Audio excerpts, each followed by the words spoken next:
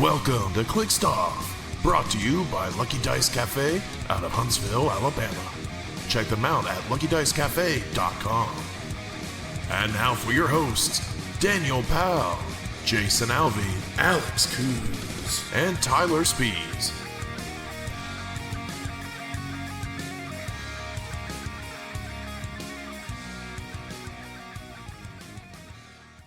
Hey everybody, welcome to Clixed Off today. This is your host Daniel Powell speaking. If you like what you're hearing today on Clixed Off, check us out patreon.com/Clixed Off. Many different tiers there to help show your support for the show. Joining me today is Jason, not 2 phones, but 3 receipts, Alvey.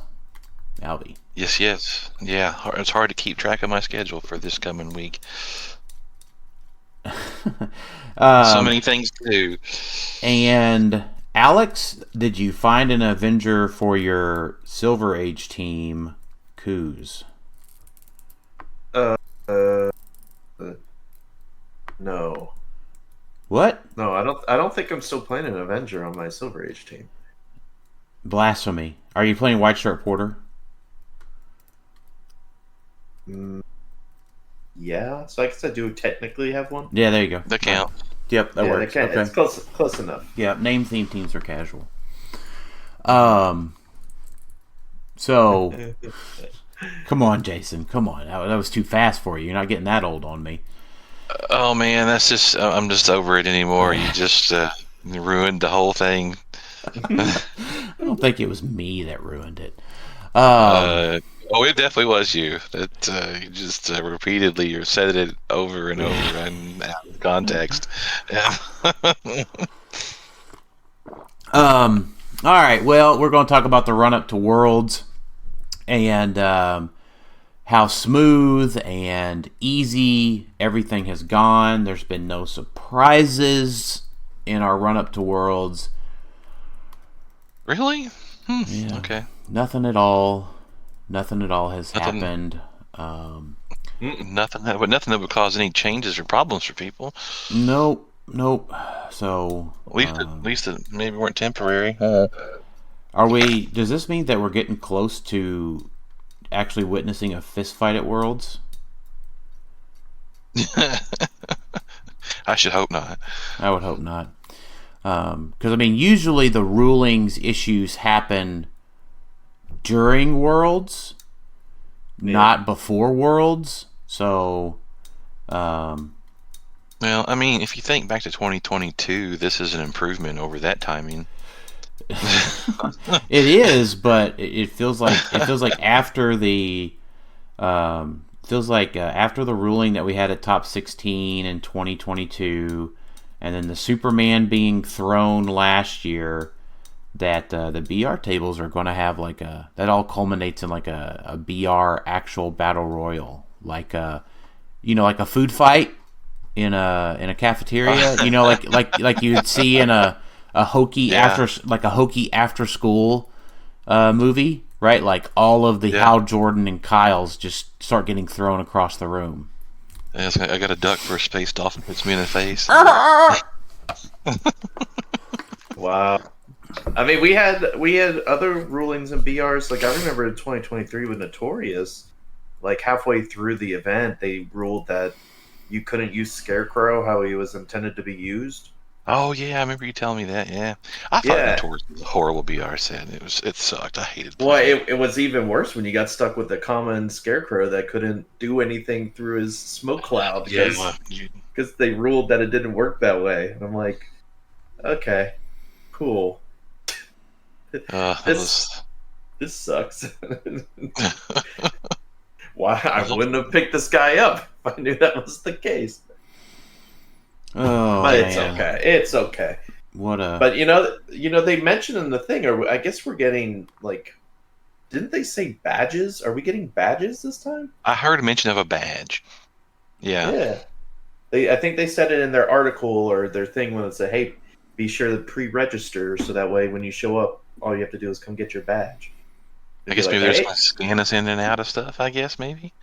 Maybe I'm down for badges. I love having badges of I have one from Adepticon and Gen Con or the other places. It'd be cool to finally have some swag that's like, hey, this is from WizKids Worlds 2023, 2025. Like, yeah.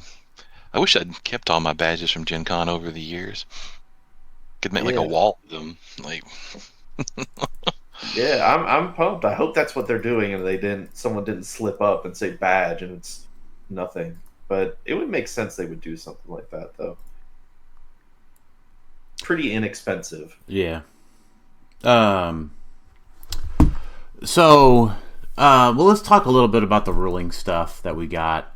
So, I was going to pull up the win.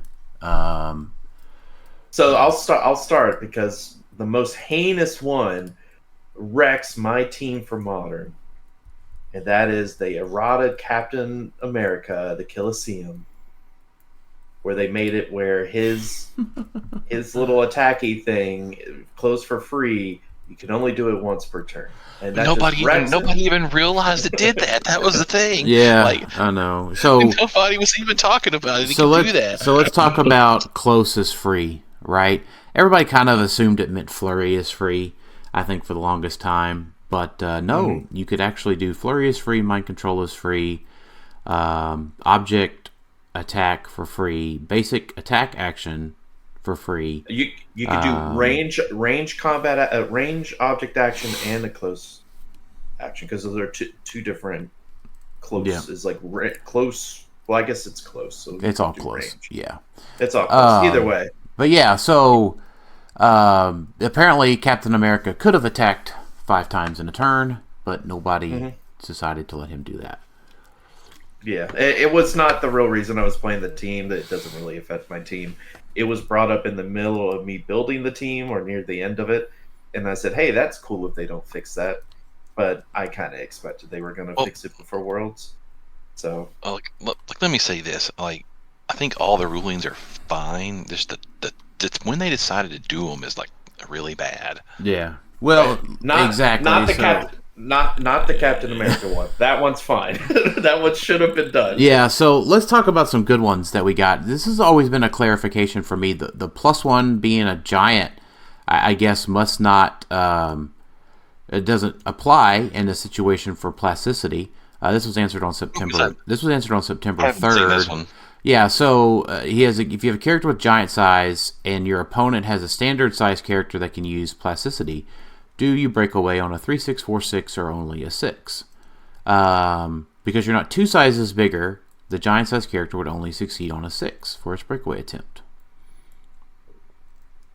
Because plasticity reads, this character breaks away on any result by 1. That's that character. Adjacent opposing characters can't use phasing teleport, plasticity, leap climb, or hypersonic speed only break away on a 6. So, and breakaway reads, larger characters succeed on a result of 3/6 when breaking away from only smaller characters. Automatically breaks away from characters that are 2 sizes smaller. There's nothing about a +1, so if you get tied up with a character with plasticity and your destroyer armor character tries to break away, it's only on a 6. Yeah, and I think this was honestly changed a long time ago, because when they did all of the big changes, remember, they did away with the +1s, +2s. They did away with all these pluses. And they just changed it to, hey, if you're larger, it's a 3/6, which is technically a +1, right? But instead, they phrased it to, no, 3/6. There's no more of this plussing as a giant or +2 if you're colossal or whatever.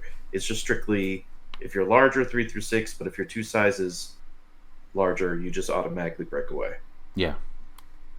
So I think it's a lot of kind of similar to the Captain America thing, is we forget that they did away with the pluses, and it's been working fine because that's inherently how it works anyway, kind of, right, with giants. But it doesn't work that way with plasticity, because plasticity doesn't even look for pluses or minuses. It's just, hey, if you got to roll 6, unless you automatically break away, which is the case of if you're a colossal versus a normal, or a giant to a tiny. There's still time to put Prime Spider Ham on all your teams, people. To get that plasticity. Mm-hmm. I mean, it's probably this is good in my opinion because plasticity has felt kind of lame.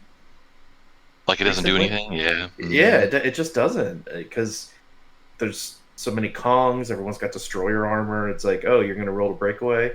You hit a 3. Okay, fun. Like or a 4 or a 5 or something. It's like great, but now it's like okay, plasticity has they still got to roll a 6. Yep. So that's fine. So that was a pretty reasonable one. That was clarified on September 3rd. Yeah, 3 weeks. 3 weeks from it. Yeah. Beholder got a ruling on September 3rd. And then it just clarifies that you still do your end of turn phase. So when Beholder pops out from probably Spirit of Vengeance, the turn does end, but your opponent still gets to do their end of turn phase. Or if it pops out on your turn, being the Beholder controlling player, you still get to do your end of turn stuff. Because oddly enough, Beholder also ends the friendly player's turn if that stop click gets revealed on their friendly turn. And there's a decent amount of end of turn stuff. The one referenced here is the Beetlejuice. Yeah. The Beetlejuice one. What is it? Is it the bush at the end of your turn heal one? Yes, the bush is the herb. Mm-hmm. Herb.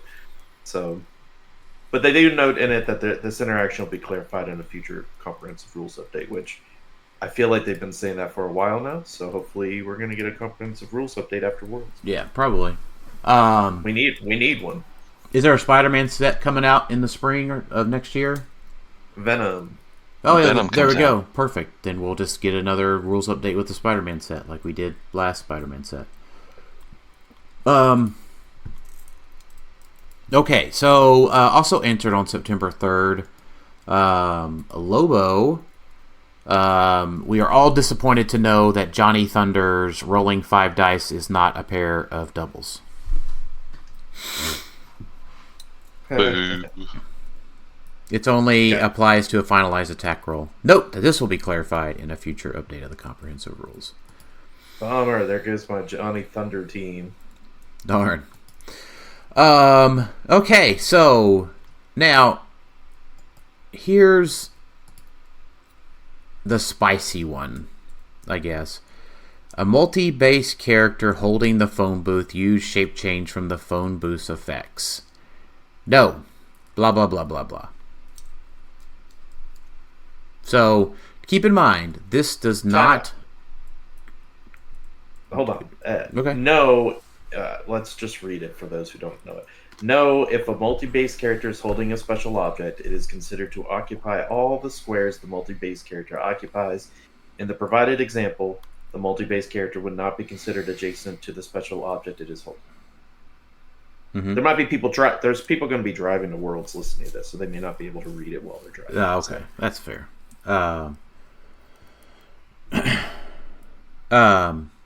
So this kind of ruins the planets a little bit. It doesn't completely ruin them, but it means that they cannot use their enhancement on a multi-base character or their support on a multi-base character. So I know that several folks that we know were planning on playing 200-point Kong with both planets, with one of the planets having Tarret on it for support. That just ruined their team. On September 17th, 11 days before Worlds. No, 13 days before Worlds. Or is less? Is it less than that? It's less than that, isn't it? September 17th was the. September 17th was not that long ago. That was Wednesday. Yeah, no, it's. Oh my! 10 days. No, or it's 8. Well, no, this would be legal more. This is more relevant. I guess it's relevant for Silver a little bit, but if you're thinking of there's 300 modern pods on Thursday. Okay, fair enough. So, Either oh way. my gosh, I didn't. My timing is off. I mean, I know I may have mentioned it before on the podcast, but I've been so busy at work that like days are just blending together, and Worlds has just been this like nebulous time thing in front of me. It feels after what we got Friday, it feels like the multi-base ruling was like 2 weeks ago. Old news, yeah. We had barely recovered from that before we got hit with the news. Oh, let's keep moving. So obviously this ruins kind of. So the one thing is the herb. The herb is okay if you're holding it because it says you're okay if you're holding it. So you just got to read the effect terrain that you have pretty carefully, or the object or whatever you're holding, for its effect and its wording to see if you can get it while you're holding it. Yeah, and this is a ruling, I think, once again, I think all of these rulings that we're talking about make sense to a degree. It's mostly the timing. Oh yeah, it's like it's we just got a Power Rangers announcement, right?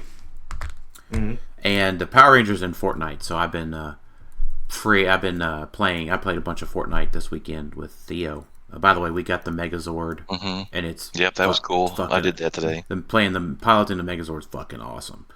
Yeah, it is. But it's almost like from Nationals. PJ made some rulings during Nationals that we all kind of followed during CCOs, and then it was like something woke up.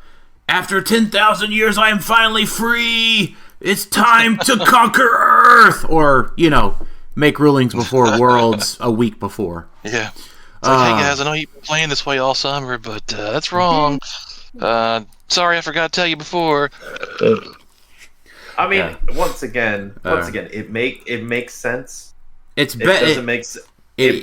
is better to get the ruling. It does, and it is better to get the ruling 8 days before than at the event. I fully agree. But what the frig? A week before?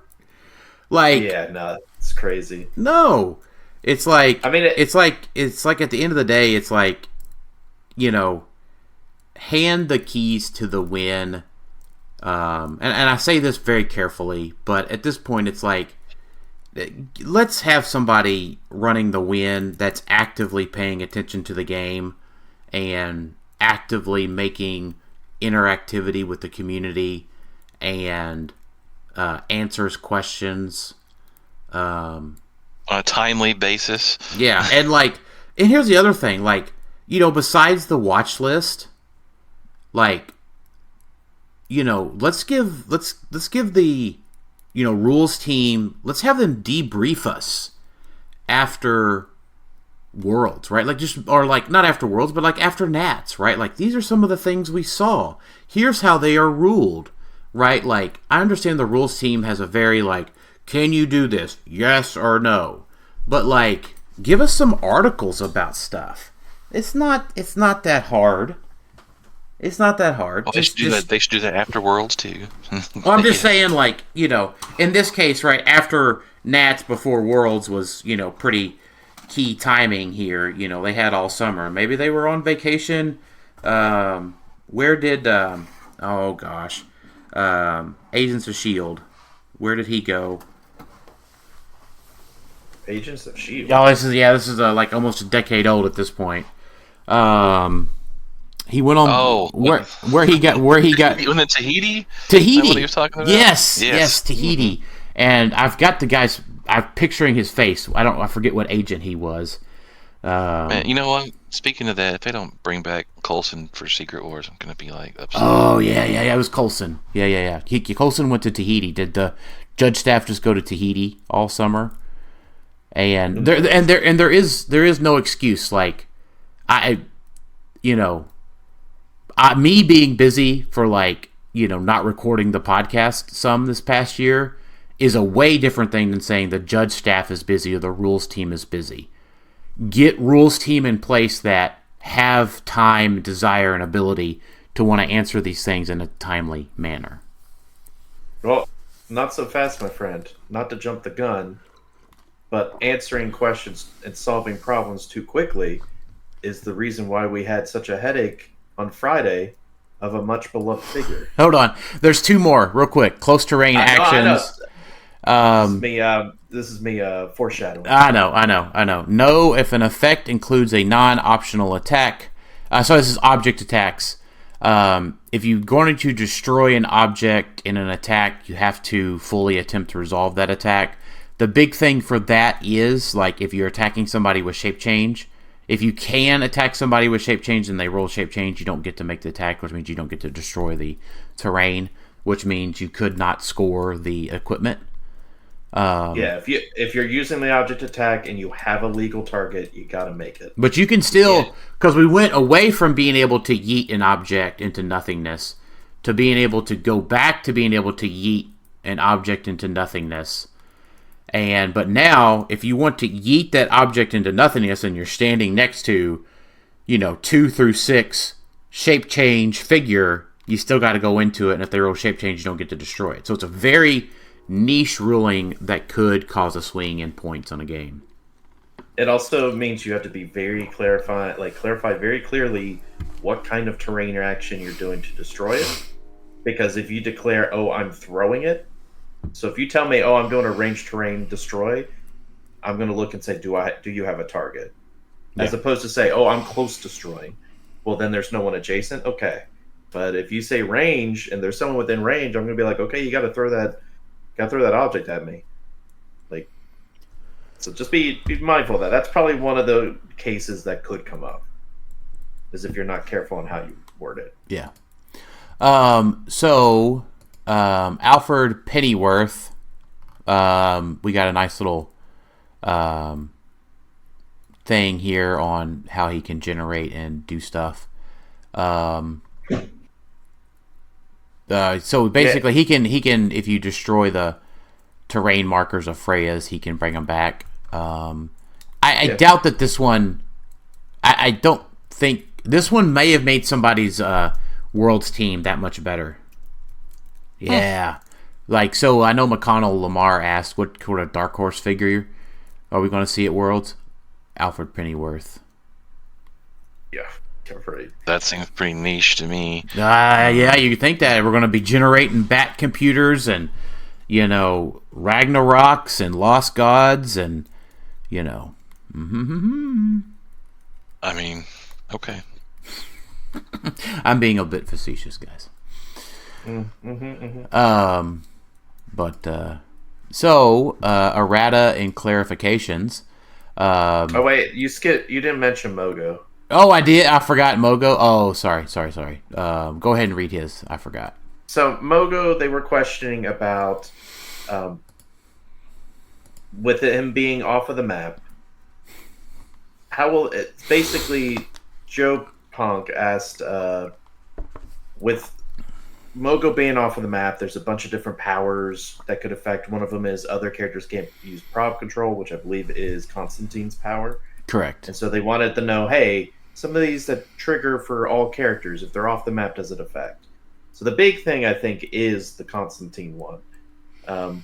That one specifically was Mogo is a character on your force, so effects such as other characters can't use prop, or prop control support, free heal a friendly character one click, that don't specifically choose/target would apply to them. So in the provided examples, Mogo would not be able to use prop control and would be able to heal because of the way those powers are worded. So Constantine would shut off Mogo, even though Mogo's off the map. But something like Freya would not. Yeah, because Freya's within range. Has range, yeah. Mm-hmm. Yeah, and so Mogo would not be within range. The other thing they mentioned is when Mogo chooses a character to use his powers from, could he be given a power action to equip an equipment? This one's pretty explanatory, no, because he has to be occupying the square as the equipment. So since Mogo isn't actually occupying the equipment square, it doesn't grant Mogo the special action to allow him to be able to equip. So But he you could chooses use something like "To Me My Hammer" to do it, though. unless You don't have to be adjacent to do it. Well, does it target? Let me see. When a friendly character is unequipped, after resolution, you may equip it to a friendly character that is not equipped. So yeah, I believe you could. Yeah. Yeah. So all hope is not lost. No, but it makes sense that it's you couldn't Mogo pop in and pick up a bike and equip it or something, right? Because he's not literally there at the bike. He is possessing or something the character that's there. Yeah. So it makes sense. Yeah, that all makes sense. And these rulings for Mogo doesn't affect too much because Freya is not going to affect him, and not a lot of people are playing Constantine.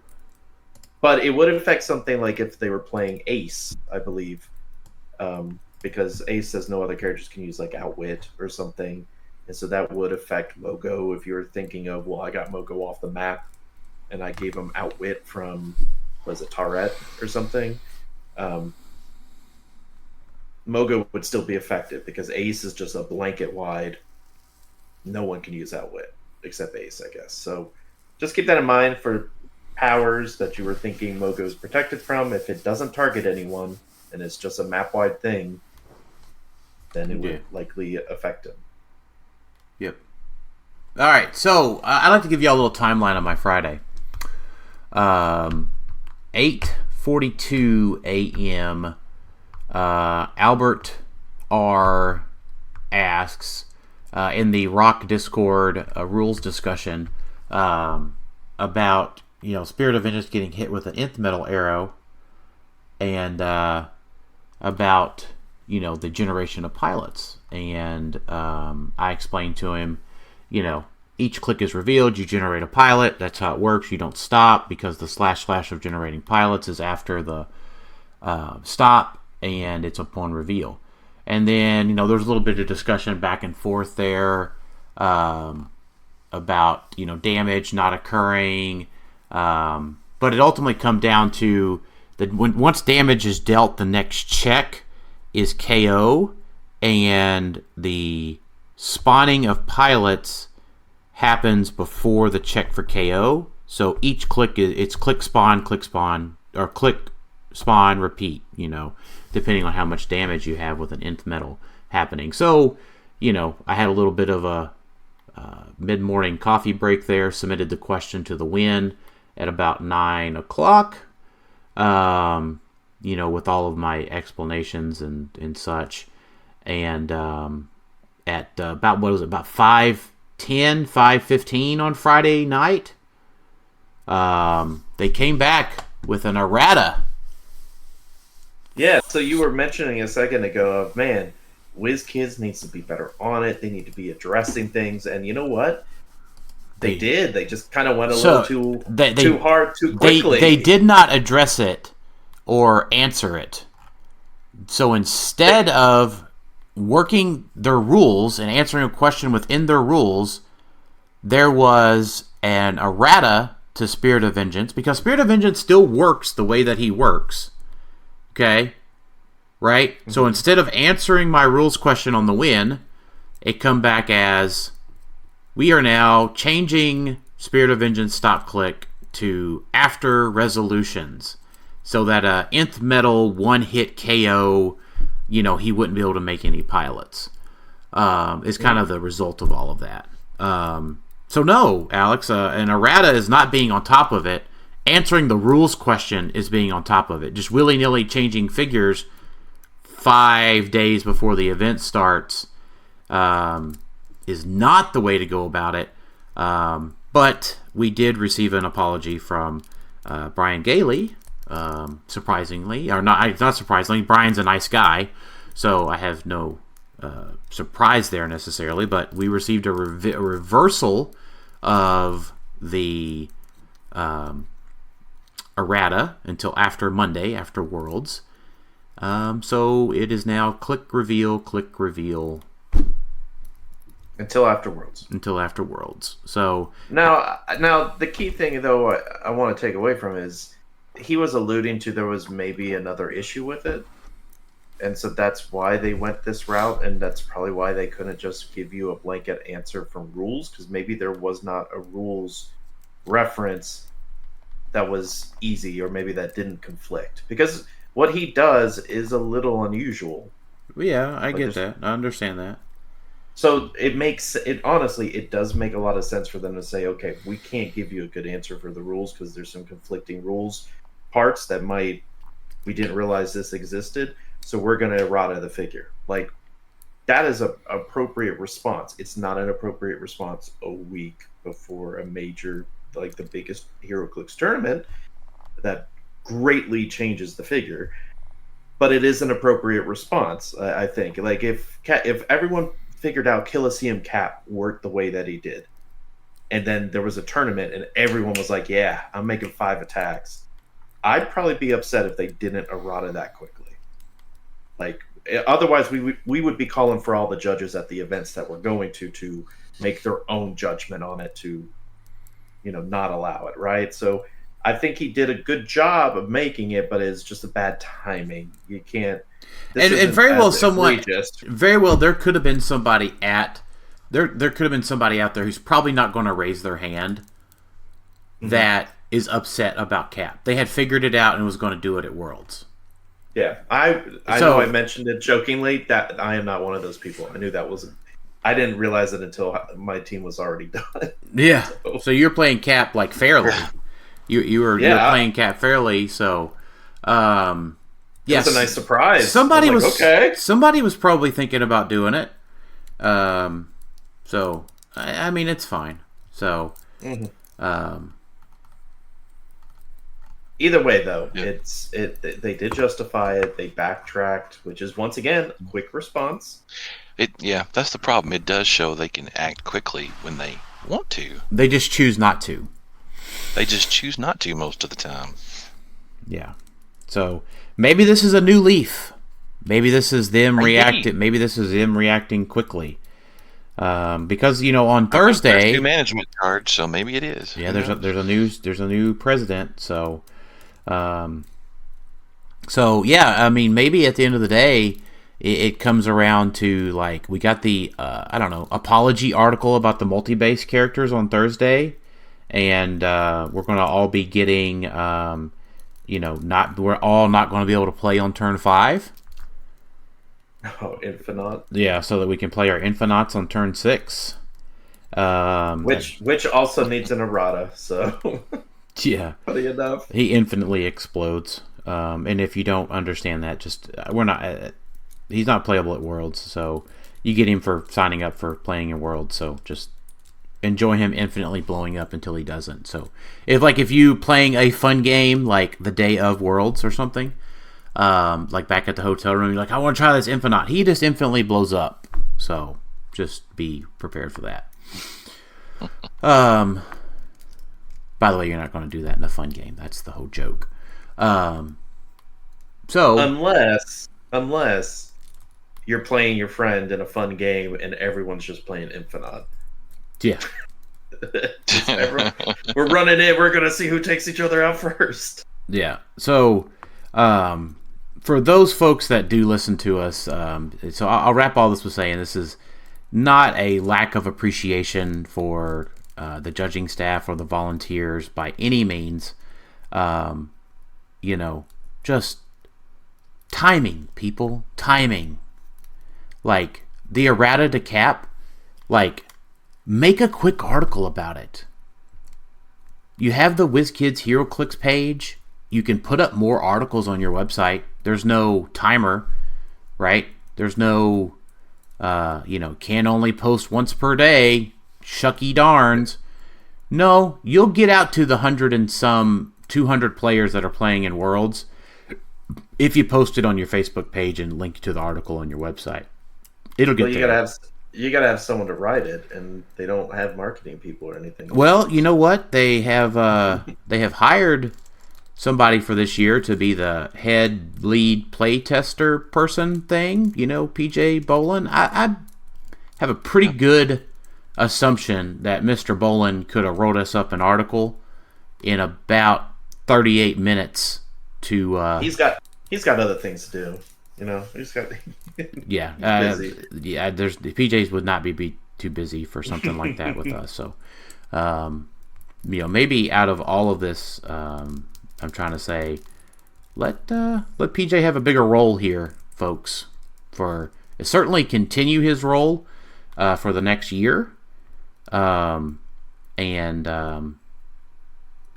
not, let him continue this role, or let him have a much larger role in things. Because this timing has stressed a lot of people out. We put a ton of money into coming to Worlds. Time off work. It's in the middle of September, right? Kids are in school, all this other stuff. So we make all kinds of preparations to come to Worlds. Please keep that in mind, and please take a more active role in the management of the competitive scene in this game.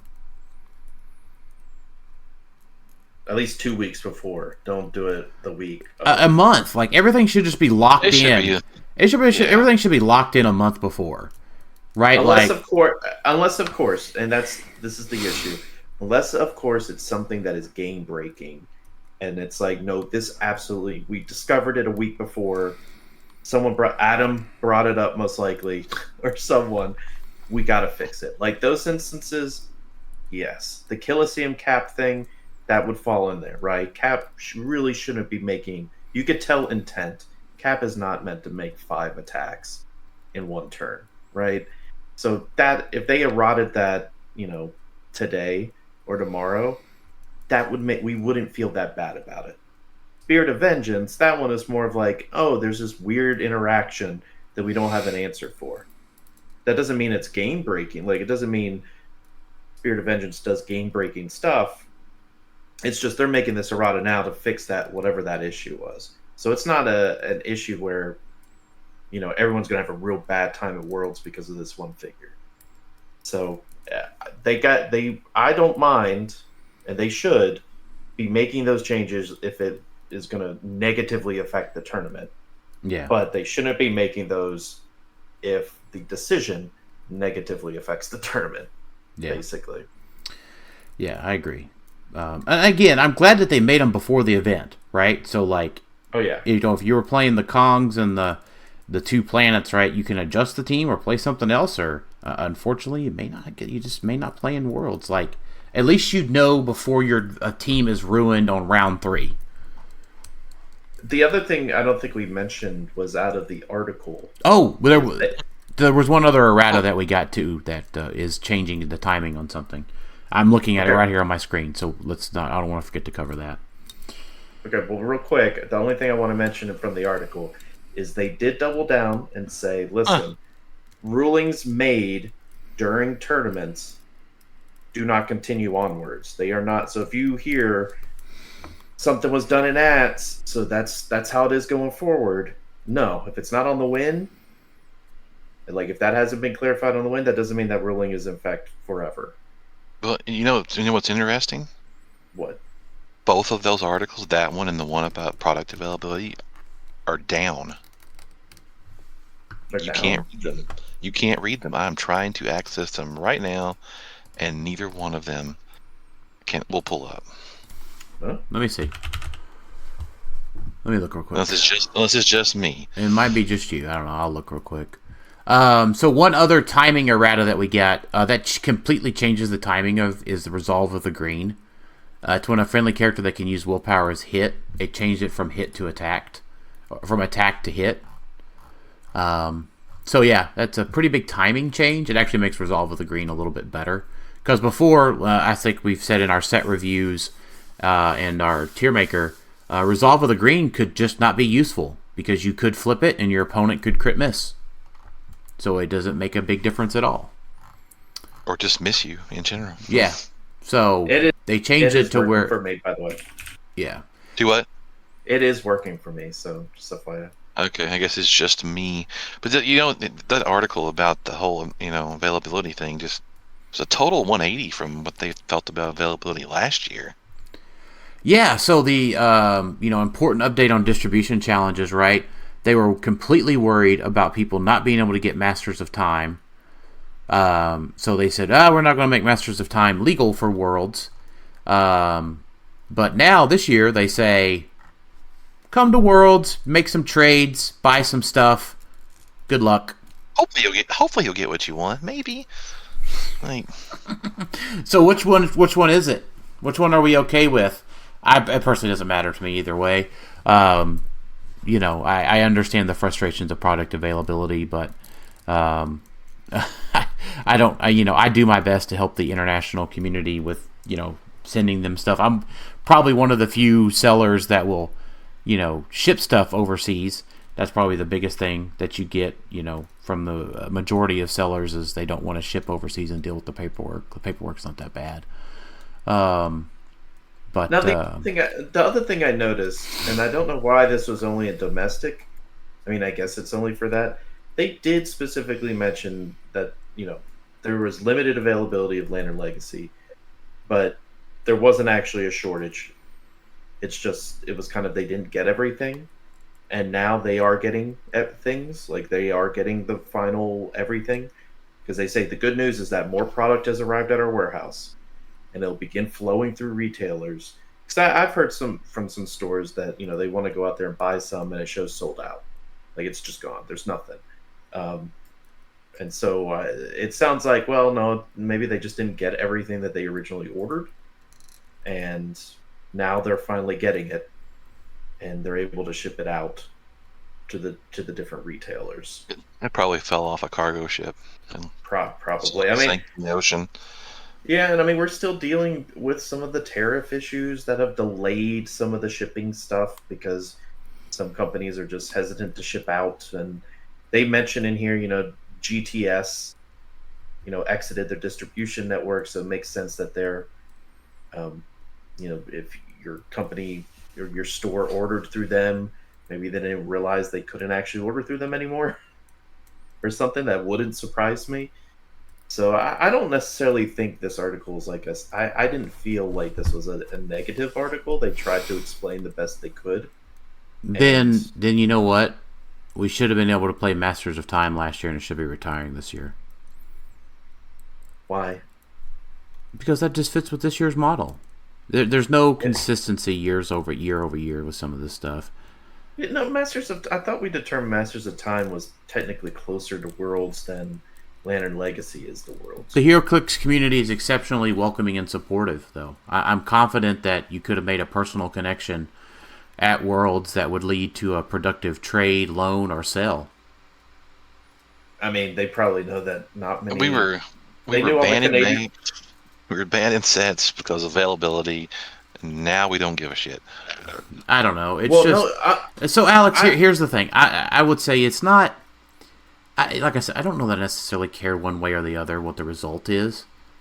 But, golly, is it just, frustrating.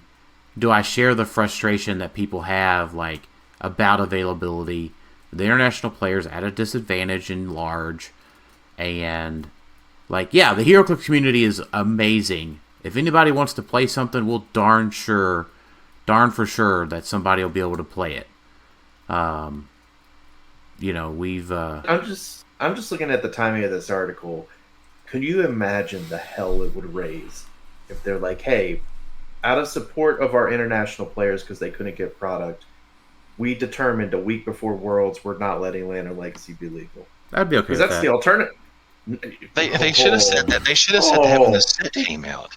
No, I agree. I agree with you, Jason. I think what Dan just said is bullshit.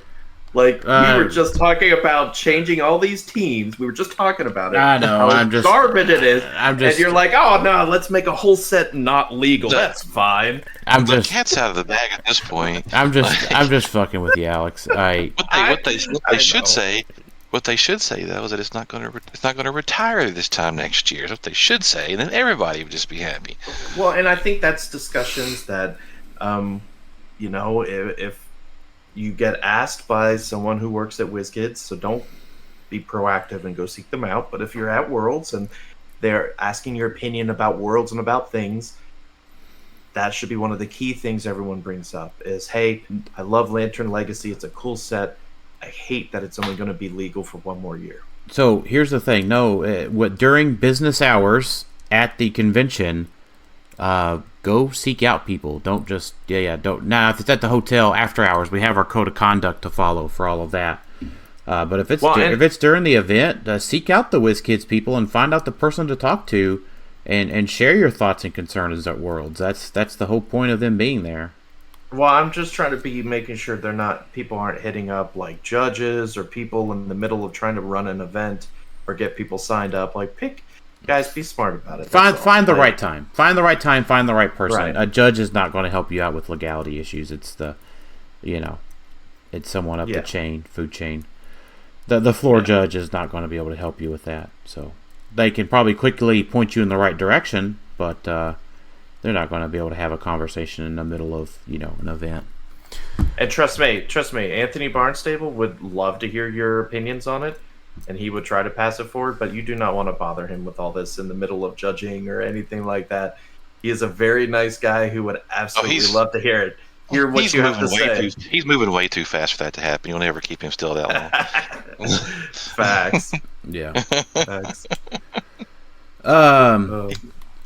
So, yeah, what a crazy, crazy week it has been leading up to Worlds. So speaking of Worlds, one of the things I wanted to mention, we haven't talked about it too much, but if you are on the fence and trying to figure out what do you want, what should you be picking up, what should you be trying to trade for as far as like con LEs and whatnot, I think we're all recommending you should just buy at least one set of all the for sale ones. But that's the Tom and Jerry, the Phoenix Force, King Phoenix, Lady of the Forest, and Aquaman, Atlantean Ally. That'll run you, what, 115? Yeah, I think 115. 125? Yeah. Something like that. 115. Get them now. They might not be available later. Yeah, all of them are pretty good. Like, Phoenix Force is kind of meh given the current heralds that we have, but might find a reason to have it. We don't know what Tom and Jerry does as of this recording, but we know King Phoenix is great. I think all of us have looked at it and are like, okay, that's a good King Phoenix. And then Lady of the Forest and Aquaman we've known for a while, and they have beautiful sculpts and they do really unique things. So definitely don't skip out on any of those. You're going to be kicking yourself when you're having to pay twice the amount of money to get them next month or something like that. Mm-hmm. And then most of the prize promos are pretty good too. There's quite a few that do some unique things. There's not a lot of I don't want to say duds, but we've had some duds in the past couple of years with like some of the Apocalypse figures. Robbie Reed, the Brood, that Cyclops that was really bad last year. There's not many of those here. I don't think really any. Like even Abracadabra does something cool. Orca does something cool. The Batman do something cool. Man, so, Alex, you're on it. I just said Robbie Reed and you didn't. I knew you were trying to trigger me with that, but it's okay. I think I've come to grips with Robbie Reed was not good. After all these years. Yeah, Dial H for this figure sucks. Yeah, was not good. But most of these figures, if you're debating about do I want to enter the side event, well, try to get some of these promos. These promos are good. These are good con LEs. They did a good job with them. So, and definitely try to play in Modern Worlds because who knows when you have another shot to get an Infinite, because they just randomly threw that in. I don't see it in prizing for anything else. So, for all we know, that might be the only place to get it until, a Champion Clix event or something down the line. Yeah. All right, let's answer some questions. Eric Adams, what will be this year's Legacy Apocalypse only ever seen at Worlds? Sorry about that. Yeah. It was almost Spirit of Vengeance, right? It still might be. Yeah. Legacy APOC was my fault. I'll take the L on that. Sorry. Jason, are you thinking about playing more than one figure this year, like a duplicate of the same figure on your team this year? I haven't built a team with duplicate figures on it in like this entire year. I don't think. No. Mr. Scott would say have Oh some well, answers I for didn't. that. But that wasn't totally serious at this point. You've played with a couple And of Daredevils, right? You've thought about playing more than one Daredevil. Daredevil should have gotten a hit a long time ago. But Yeah, I mean, I thought about that like the previous year, but yeah, I haven't played anything like that at all this year. Yeah. But honest, What's going to get errated and like into nothingness after Worlds? I don't know. Yeah. I mean, at this point, it really is Spirit of Vengeance because it's already getting erotic afterwards. Yeah. I mean, most all the other big offenders retire, so. Yeah, and they go into Silver Age. Mm-hmm. Albert, who was actually the guy who asked the question about Spirit of Vengeance on Friday morning. Best ways to deal with 200-point Kong. I will say this as a last-minute note going into Worlds. If your team cannot successfully attack, precision strike, or penetrate successfully a 200-point Kong, 200-point Kong is what I believe to be the gatekeeper going into Worlds. Now, while Spirit of Vengeance is insanely powerful going into Worlds, 200-point Kong is the gatekeeper. Mm-hmm. Yeah, you need precision strike to deal with him. Mm-hmm. Precision's probably the best deal. Collector to collect him. Yeah, like him. If you have a way to like take away powers, there's not many ways of doing that, but he's going to be running Animal Man now, so that means he has access to shape change if he wants, I believe, or invincible. So you're not going to have the easier outs of. Well, he's probably going to have, something like combat reflexes. They're probably going to do something with the black symbiote to give him shape change and still energy. Mm-hmm. And maybe Bloodstone to keep him from healing a lot. Yeah, that Bloodstone is probably key because a lot of Kong teams also play Cathan just to make him a 13 for 6. And so they don't really have an option for anything else, right? Symbiotes aren't mystical. Right. So By the way, if your 200-point Kong team does not have a secondary mystical character to put the Cathan on, your team is probably not built as well as it should be. Yeah, you might have a bad day. Yeah, it's interesting how Prime Elsa, who used to always be the arrow carrier, like always choosing arrows, I'm finding now on every team, I'm just giving her Bloodstone for free. Yeah. And it's just as better. So Prime Elsa, if you're trying to find a quick way or an easier way for Kong, Prime Elsa isn't exactly the answer, but she does at least give you the Bloodstone for free, and she does have Precision Strike. Yeah. So even if that's like Lucas PJ Scott on your team, because they have the mystical keyword, if you face the Bloodstone and you're playing 200-point Kong, you gotta have a way to offload that Cathan to something else. Yeah. A Daredevil.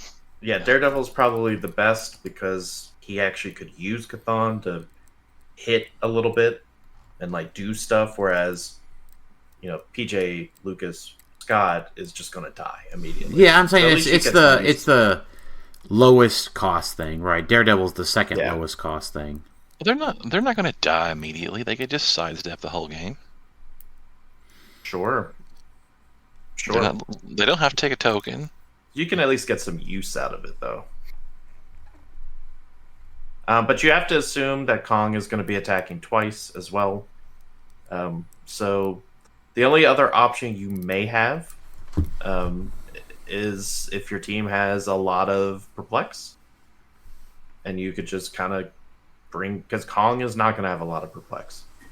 Right? He's going to really just have himself and all the stuff. But if you Perplex him down to where he's like a 9 attack or a 10 attack with Cathan, what's he going to do? He's going to keep swinging. He may not have a lot of Perplex, but he could have a lot of stat buffs. Yeah, depending. Yeah. He could choose Close Combat Expert, I believe, from Animal Man or stuff like that. But, yeah, you have to have ways to whittle him down. So Bloodstone is good. Precision Strike is good. Just know that even though he has a big dial, he's 11 clicks. Like, you have to deal 12 total damage to him, I believe, assuming he's not healing, and 2 of those are stop clicks. So don't be scared when you see his dial and that's his 500 point line. He's got 12 clicks, I believe. Yeah. Or he has 11 clicks. You need 12. He starts on click 11 and dies on 22. Yeah, so. He's 11 clicks. Got to deal in 12. Mm-hmm. So key thing though is you want to at least deal him 1, so that way he's not doing his giant quake 3 damage thing to everybody. He loses that on clicks 12 and 13, and he gets it back later. But him doing that quake twice is bad. It feels real bad when he does that. Yep, very much so. Next question today. Alec Musser, best snacks pre, during, and post Clix game. Meals do not count. I'm going to be taking some Built Puff Bars. The brownie batter is what Sam's Club had in, so I've been wanting to try Built Puff Bars for a while, and found them this weekend at Sam's Club on Friday, actually. So I was like, you know what? This is a perfect time to have a different, try new protein bar for Worlds. So yeah, protein is what you're really looking for all this, because protein is one of the key things you want for mental focus. Protein is one of the bigger things for that. So protein bars, you can even do something like jerky or something. Yeah, I like beef jerky. Yeah, something that at least gives you more heartiness and it's not just sweet. Because I know me personally, if I get one of those sweeter protein bars, I kind of feel a little sick afterwards, because it's like this felt more of like a dessert than it did filling. yeah. So that's where kind of the beef jerky and the heartiness or something comes into play. So I just kind of try different protein bars all the time. And then you could do also the shakes as well, right? Like the meal replacement shakes. That's not a terrible idea. But yeah, you do want to have something, because while food isn't necessarily difficult to get, while they have that little, that, I don't know if they've updated it since we've been there last year, but they had that one little stall open that sold some stuff there, right? Like a hot dog for $8 or something. Yeah, not great choices.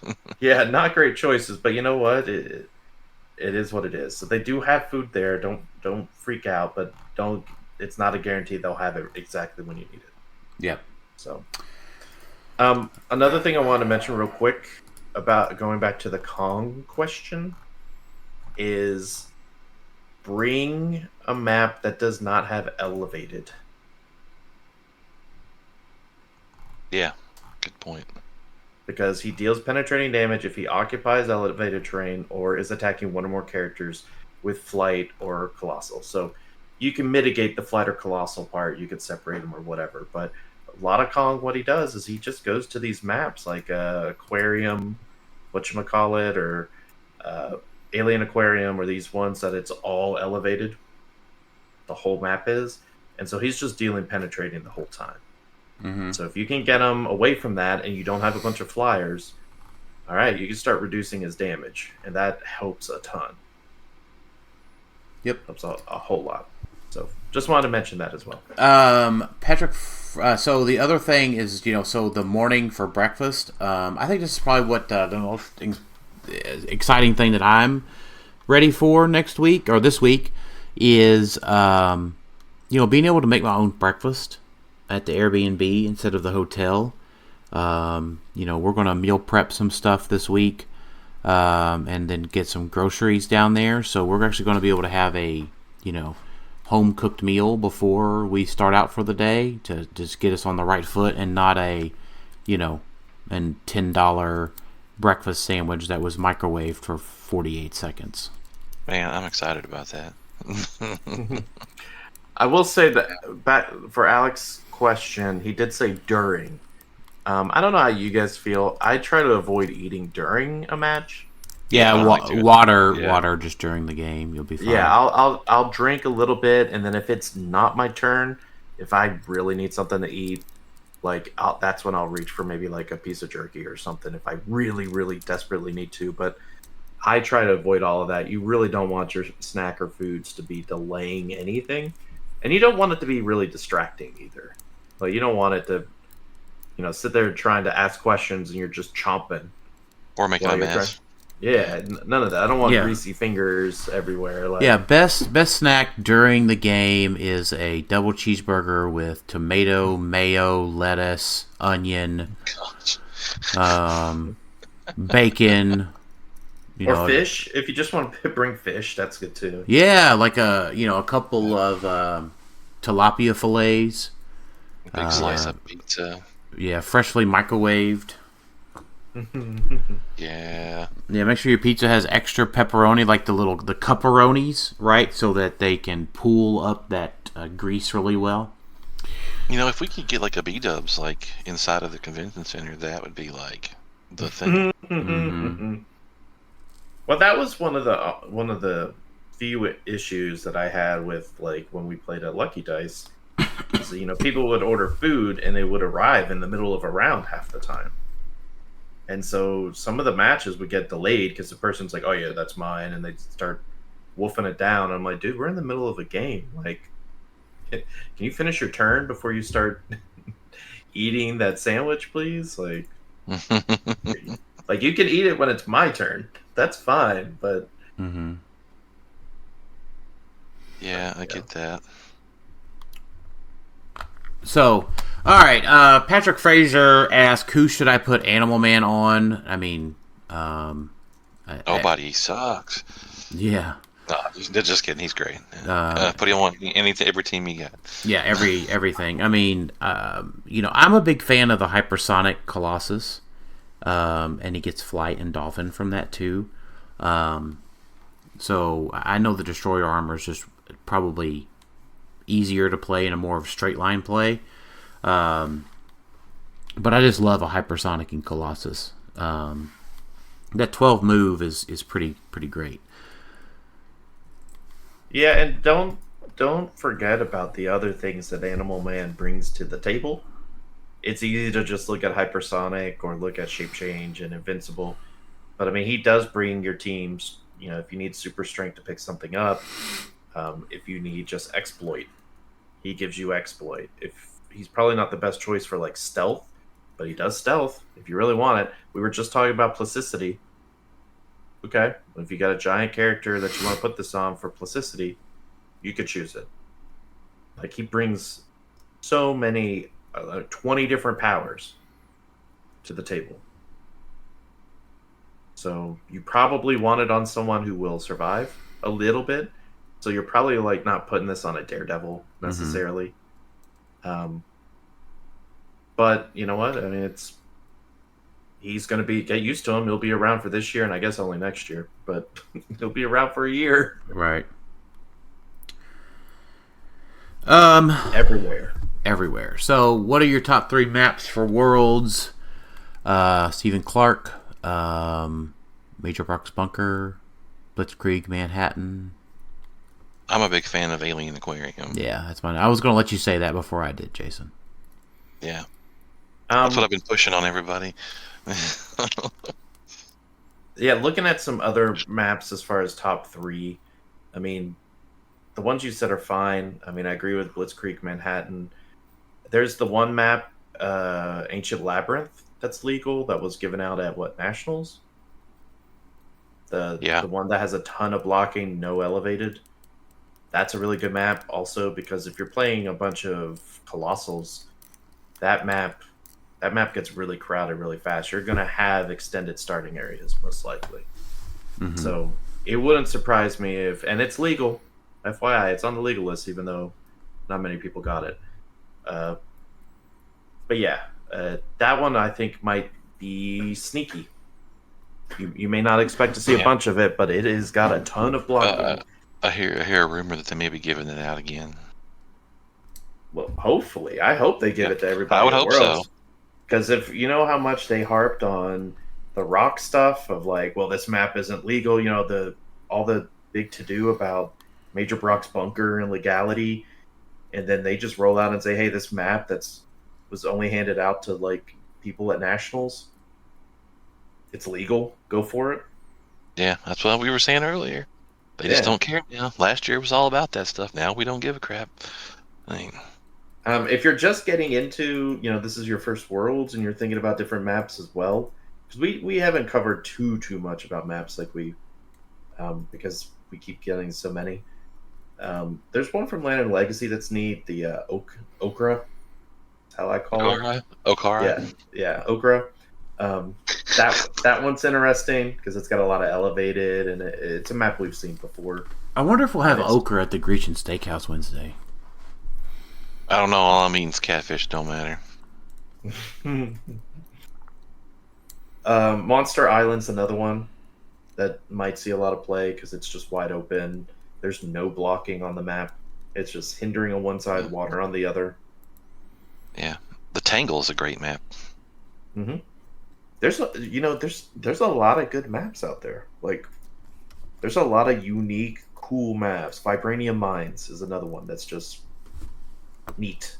And it's just, we're used to Rival Respawn and Major Brock's Bunker. We don't really think about all these other maps too much. Right. But even the Mansion, which is a rock map, is really good. Mm-hmm. Like, there's a lot of good maps out there. It's just, you gotta have them, and you gotta make sure they actually work for your team.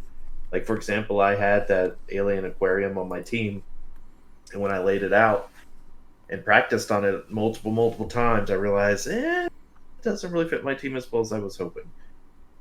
I really should not have that as one of my maps. If I go there, I have solutions, but I should not be going there. Right. If I can avoid it. Okay. Favorite Worlds memory from Stephen Clark.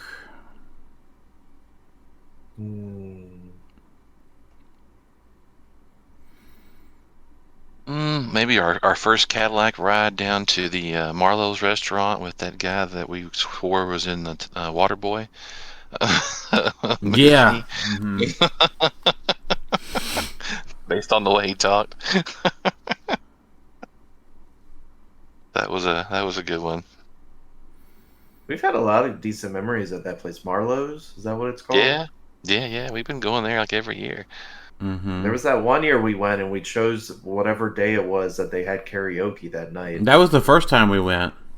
Yeah, and it was fine until like karaoke time rolled up and they had bouncers with armed and everything. bouncers. Yeah, we're like, I think we're done. We should probably go. Yeah, well, we were on our way out anyway, but still, yeah. It's like don't dally around. Let's get out of here. Yeah, for sure. McConnell Lamar, what do you foresee as a dark horse figure that can make a splash of Worlds? I already gave mine. That was Pennyworth. Oh my gosh. What do I think and what do you think the mystery prize for Chaos Sealed would be? I've got a funny one here for this one too. The password to the win. The admin password to the win. Wow. Look. It has to be some kind of like never seen, like barely ever seen thing, right? Like, look, and I only say that just, you gotta have some humor to deal with this stuff, like, or you'll just get mad and frustrated about it. So, you gotta have some humor about this stuff. It's gonna be a bunch of those APOCs that someone found in a dumpster. And they're going to be like, "Hey, we've got a few of those. Don't worry about them." Yeah.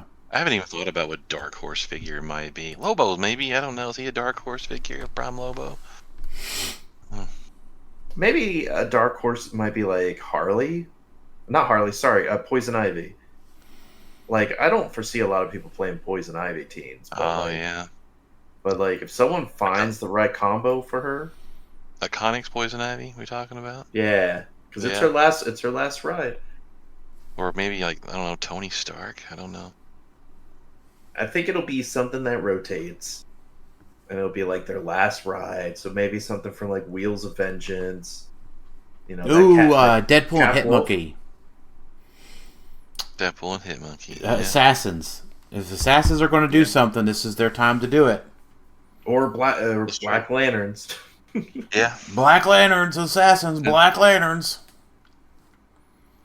Someone's going to do something with Deadpool core because it works with Charge of the Ring. So, because they're Deadpool core.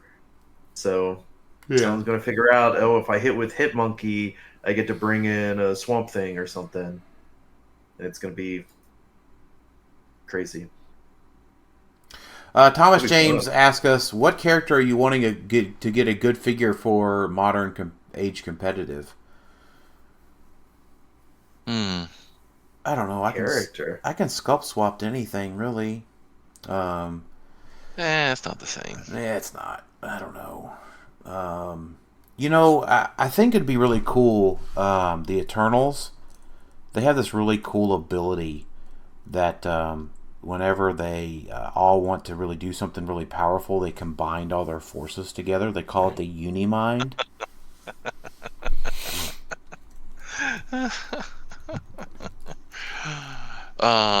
I'd like to see Godzilla, that we don't have a figure of it at all. That would be like awesome. Because we got Kong, we should have Godzilla. Fair. He just takes his spot now that Kong's going to the retirement home. I'm trying to think of like one of these characters that they've made a bajillion of, and none of them have been good. Whatever one of those in your head, whoever just listened to us, that probably popped into your head. That's the figure I want. So you know what? You know what I'd like to see? Legacy cards for all of the Hals and Kyles and Lantern Legacy to do the exact same they currently do, but with a shifting focus mechanic. Sure. Yeah. Yeah, that's something. That's something, all right. Yeah. Indeedly do. All right. Final thoughts going into this week, Alex. Can't wait to see everybody in a couple days. It's gonna be fun. For sure. Jason? And it's not gonna be hot. Anybody that's looking at the weather, it's gonna be like low 80s, which is not hot for a majority of us. So still warm, in my opinion. But it's not 90 something. Facts. I don't know. Have a good time. Don't forget to bring your figures. Play hard. Get some sleep. See you there. Don't drink too much. Yeah, that's probably a good thing to live by. Yeah. So yeah. I mean, again, we're looking forward to seeing everybody this week. Safe travels. Make sure you got all your Clix packed. Have a plan regardless of where you're staying. If you're staying at an Airbnb or the hotel, know how to hydrate, feed yourself, and rest yourself, and bathe yourself. Please, if you see us, come up and talk to us. We come to these things because we love talking to everybody that listens to the show. If you have any feedback for the show, feel free to give that to us too. Always looking to make our show better. And thanks everybody for listening to Clixed Off today, and we'll talk to y'all next time. Later. See you.